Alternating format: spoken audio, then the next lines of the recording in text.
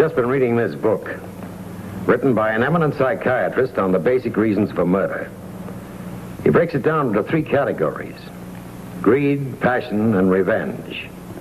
His summation is that any murder is the work of a diseased mind, because if the final payment were to be looked at logically, the murder would not be committed. However, as we know by reading our newspapers, murders are constantly being committed, and the police are constantly searching for the guilty parties. They, too, break crime down into 3 categories: how, why, and who. Washington, D.C. has a metropolitan police force with all the latest scientific equipment to find out how the crime was committed, criminologists to find out why, but the job of finding out who committed the crime is the responsibility of such men as Detective Sergeant Lloyd B. Furr, tonight's man behind the badge. The brutality of this double murder was shocking enough to arouse the entire city. Washington, D.C. was inflamed, and when the murderer wasn't apprehended within the hour, the pressure began to increase. Pressure that started with the chief, worked its way down to the captain in charge of homicide, and then straight to Detective Furr. Not very pretty, is it? First thing I saw when I got off the train. Merrick, I'll call you back. Lloyd, I'm taking you off of forgery and putting you on this. Yes, sir. This is your first homicide case, so you and Merrick will work together. How much do we know? All we know is what's in the paper, so keep in touch with me. You get a chance to read this? Yeah, I talked to Lieutenant Myers. He couldn't add anything. Let's go over and take a look. Right. Papers are laying it on pretty heavy. Yeah, they won't be happy till we send someone to the chair. Neither will we.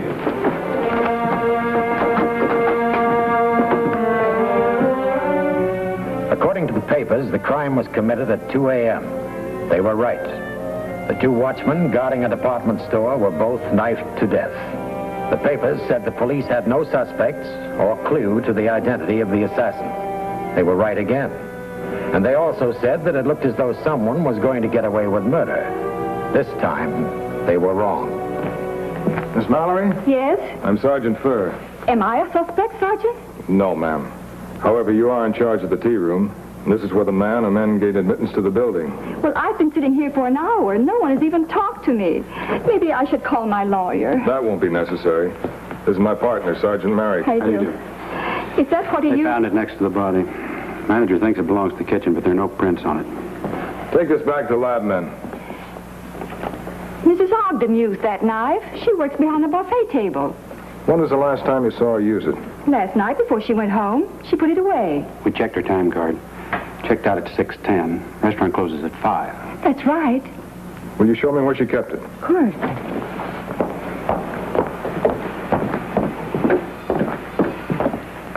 Here on the top shelf. Lieutenant Myers' crew did a complete check on all the doors and windows. They were all locked, except this one.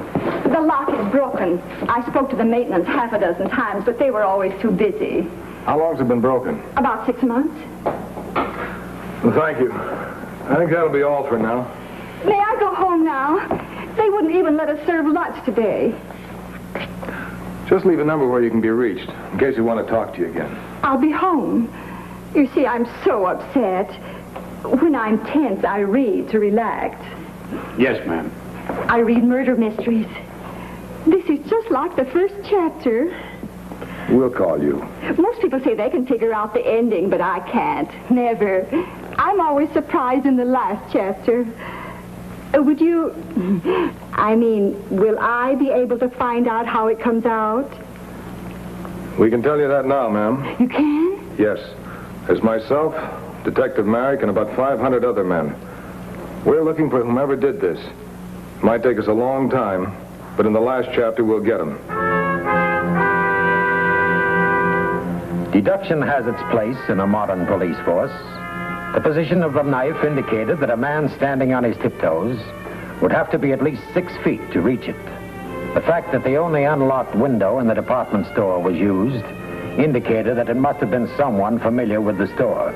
The 6-foot suspect would have to be, or have been, an employee within the past 6 months. The total employment during that period was 1,123. Detectives Spur and Merrick both worked until 3 a.m. on Saturday and then caught 4 hours sleep in the bed department. They returned to the files and continued working all through Sunday. How many more do you think? About 50. How many we got? 8 possibilities. Talked to the manager. He said his last estimate was the guy got away with about $300. Why? Supposing it isn't an inside job. Supposing it was a customer. Stroke of luck, he found that open window and the knife. Well, then it'll just be a long book. There'll still have to be a last chapter. The final list of suspects totaled 9. All names were sent through R&I and also to the Federal Bureau of Investigation. Of the 9, 2 had police records. The murders were 48 hours old, and the newspapers had taken their usual line. The police were working on a lead. The police promised an early arrest. It all sounded quite simple, but it wasn't. The first man on the list was Philip A. Tully. He said that on the night of the murder, he was playing bridge with some friends in Alexandria, Virginia. His alibi checked out. Second man on the list was Paul Stock, employee in the stockroom.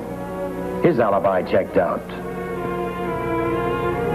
The third man on the list was Angelo Briscoe. He said he went to a movie.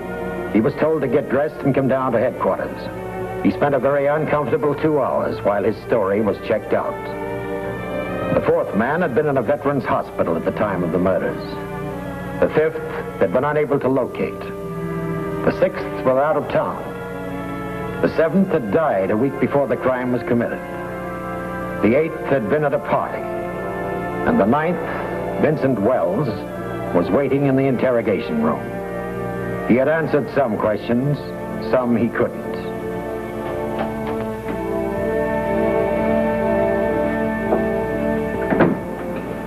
Well, we're still checking your alibi.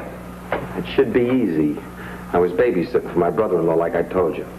There's some things you haven't told me, Vincent. I told you, this girl came over about 9:30. We played records until midnight. That's your story. She went home before my brother-in-law got back. And now she's in New York and you don't know where. I didn't kill those guys. I wasn't even near the store. Do you know Jay Patterson? I think maybe I know him. We know you were with him the afternoon of the murder. How'd you know? Same way we're going to find out if you killed those 2 men. Heck, I didn't do it, Sergeant. Honest. Check my parole office. I haven't slipped once. You aren't supposed to associate with known or suspected criminals, yet you're with Jay Patterson. I just bumped into him. We had some coffee. Where? In the tea shop. I mean, look, I don't know what I'm saying. Did you kill him, Vincent? No! No. Honest. That's all I want you to be, is honest.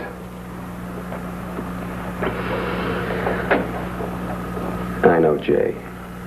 And you were with him on Friday. Yeah. What'd you talk about? Baseball, the new car. You got a cigarette?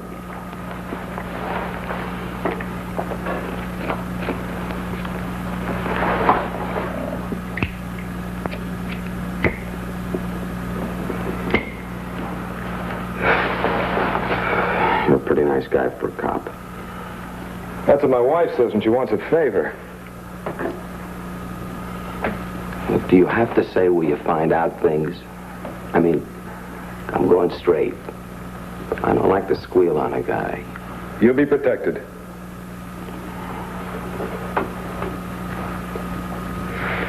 Jay and I talked about knocking over that department store. I said no. I had my fill of stuff. But you talked about knocking it over. Sure, but... Look, I left Jay at 6 o'clock. My sister feeds me when I sit with the kid. I didn't see him again. That's all I know, honest. He didn't say anything. He just said to forget it. Looks like he didn't. See you a minute, Lloyd. Sure. How's his alibi? We located the girl in New York. She admitted being with him. Looks like Jay Patterson's our boy. He told me they were both in the store that day, talked about the job. I'll go back and see if we got a lead on Patterson.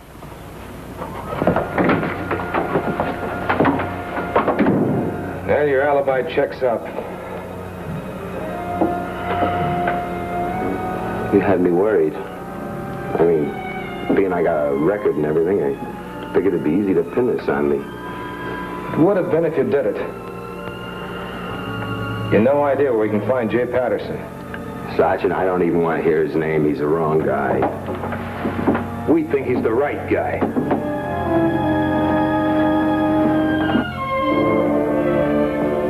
An all-points bulletin was sent out to find Jay Patterson.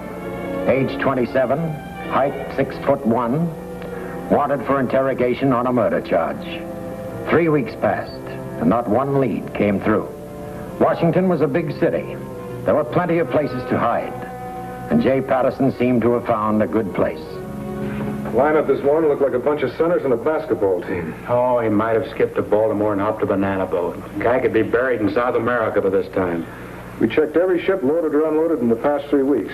Nobody reported to fit the description. Well, it's a cinch he was never a professional sailor. Was rope they tied up that first guard with? Seaman would be that sloppy. I think he's still around. This fit your man? Yeah, it's Patterson's description, all right. I thought so. Who sent this in? Druggist over on Franklin. Maybe we're finally going to get a break. I doubt it. Why? Man answering that description just used his knife again.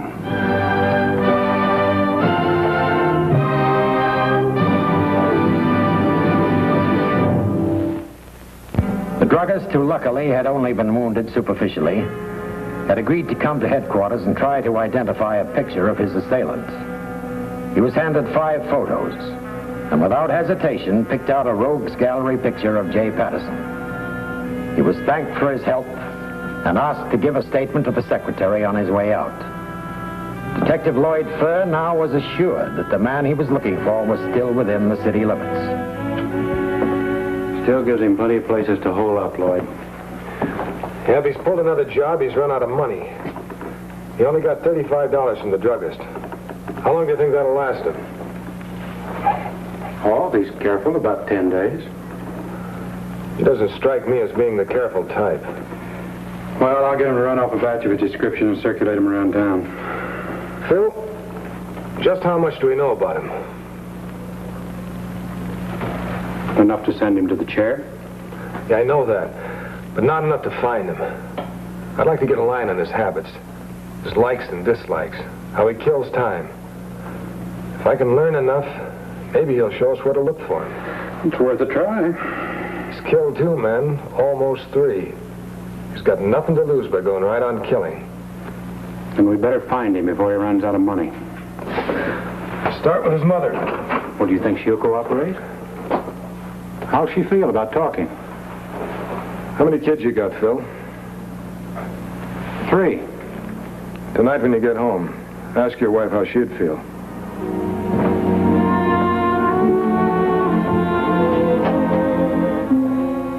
He had curls until he was 5. He won a medal in the 6th grade. I lost it. It was solid gold. It's very difficult for me, Mrs. Patterson. I don't blame you. Who do I blame, Sergeant? It's hard to tell. Me? Was it my fault? No, ma'am.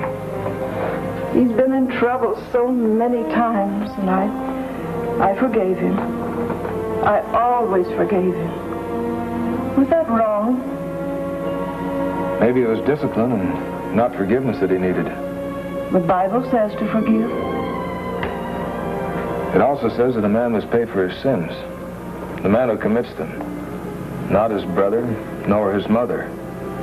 You sure it couldn't be someone else and not my Jay? He was identified by a man he robbed. It's got to be my fault. Mrs. Patterson, how well do you know your son? I'm his mother. Well, I want to find him. It's our belief that he was responsible for the deaths of 2 men. But you're his mother, and I don't expect you to answer any of my questions unless you want to. If he's killed too, and if he'll kill again, how could I face their mothers? Did he have any close friends?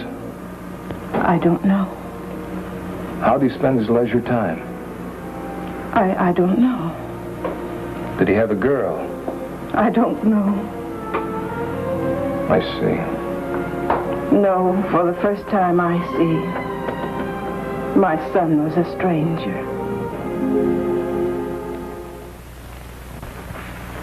Jay Patterson. Jay Patterson. Oh, yes, I remember him now. Well, I've talked to his mother, the garage mechanic he worked with, and the owner of a pool room where he used to hang out. They can't find out much about him. Well, he was a very moody boy, that I remember. He used to sit and look out the window all through class. Well, I'd like to know everything you can remember about him. He was an average student. He had a good mind. He was lazy. And he never seemed to take an active interest in anything. Now, mind you now, it's a good 10 years since he was in my class. Was he much of a reader? No. Then he wouldn't spend much time in libraries, would he? Or museums. No, Jay lived a life of his own. He was a quiet boy. Or was he active in sports? Well, I don't remember. I'd suggest you talk to Coach Williams. I wish I could be more helpful in this, but I'm afraid I can't. Jay was a very quiet boy, as I've said. He lived apart from the rest of his classmates. Well, I appreciate the time you've taken, Mr. Glenwood. Yes. Tell me, is this for a school yearbook or a newspaper? No, sir. Well, I've had some brilliant students in my classes. Some of them become doctors, lawyers, architects. And tell me, why are you interested in Jay Patterson, Mr. Furr? What could Jay have possibly done to interest anyone? Killed 2 people.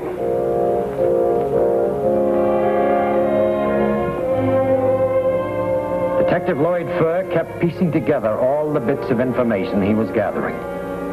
The man he was looking for was Jay Patterson. He was moody, a dreamer, unruly, but no one seemed to care why.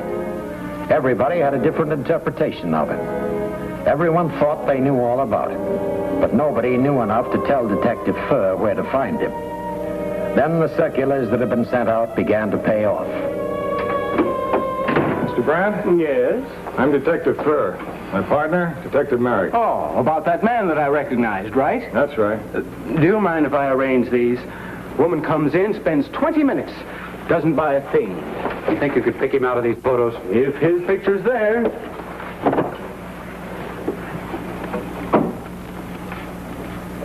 This one. That's Patterson, all right. I read those circulars the police circulate. Probably the only one in the block who does. I also watch those television programs, the ones with the clues. Never see any of those men, though. How'd you happen to recognize our man? He wandered into the shop. Well, I run a very exclusive women's shop here. And this man, well, he just didn't seem to be my type of clientele. How was he dressed? A tan leather jacket, no necktie, and a crew haircut. Did he act suspicious? Just being in here made him suspicious. We appreciate your help, Mr. Brand. Always glad to assist. If you happen to see him again, please give us a call. Furr. Furr? Why, one of my favorite customers is named Mrs. Furr. Is she your wife? How much does this pair cost? Oh, that's an original. $60 a pair. Not my wife.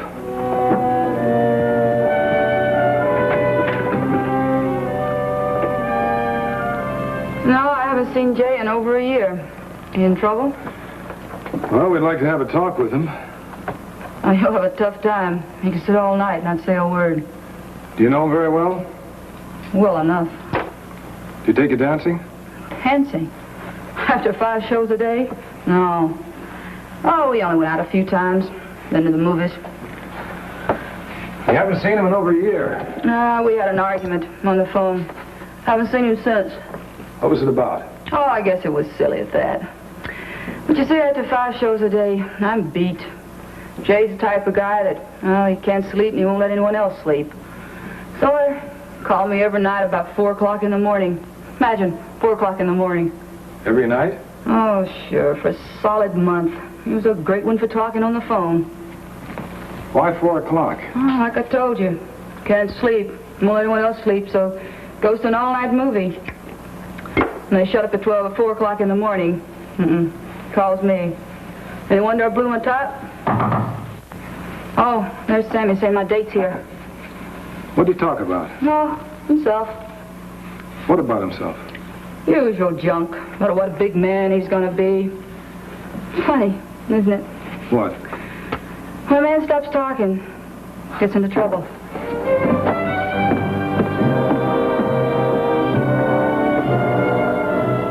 Detective Furr immediately called the captain of the homicide division. He explained what he'd learned, and the captain arranged to have a team of men watch every all-night theater. Sergeant Furr and his partner, meanwhile, began to question the personnel of the various theaters. The first 3 theaters they visited, no one could identify the picture of Jay Patterson. No usher, ticket taker, or manager could place him. At the 5th theater, the manager remembered seeing Jay Patterson twice during the past 10 days. No, he didn't know the police were looking for him, but yes, he would certainly get in touch with them. 4 times during the next week, Detective Furr almost had Patterson within his grasp. But by the time he got the information, it was too late. He'd been on the case a long time, but he wasn't showing enough results. Not enough to satisfy his superiors, the newspapers, nor himself. He was sitting at his desk, getting ready to start another round of theaters, when he had a visitor. Detective Furr? Yes? Can I sit down? Go right ahead, Jay.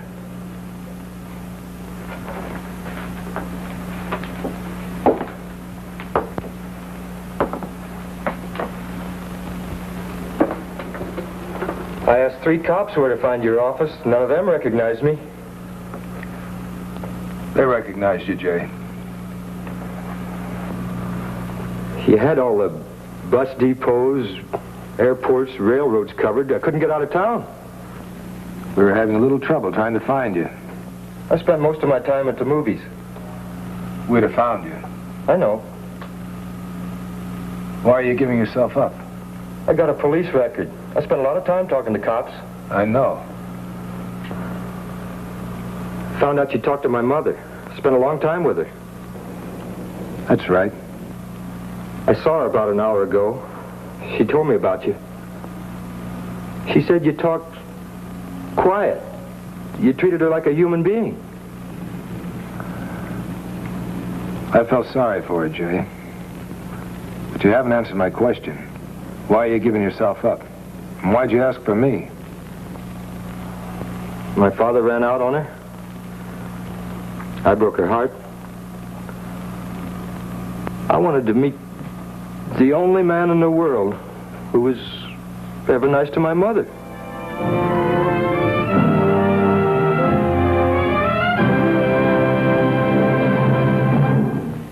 Jay Patterson was tried, convicted, and sentenced to the electric chair. Punishment was carried out in July of 1952. Detective Lloyd Furr was congratulated and thanked not only by the police force, but by the people of Washington, D.C. Remember, a police force is a team, and that team is on your side. They work for you. So if they ask for your help, offer it. Because if you need help, they'll risk anything to give it. And now this is Charles Bigford inviting you to be with us next week. And once again, you will see another authentic story of one whose duty it is to serve. A public servant dedicated to you, and whom you will meet as the man behind the badge.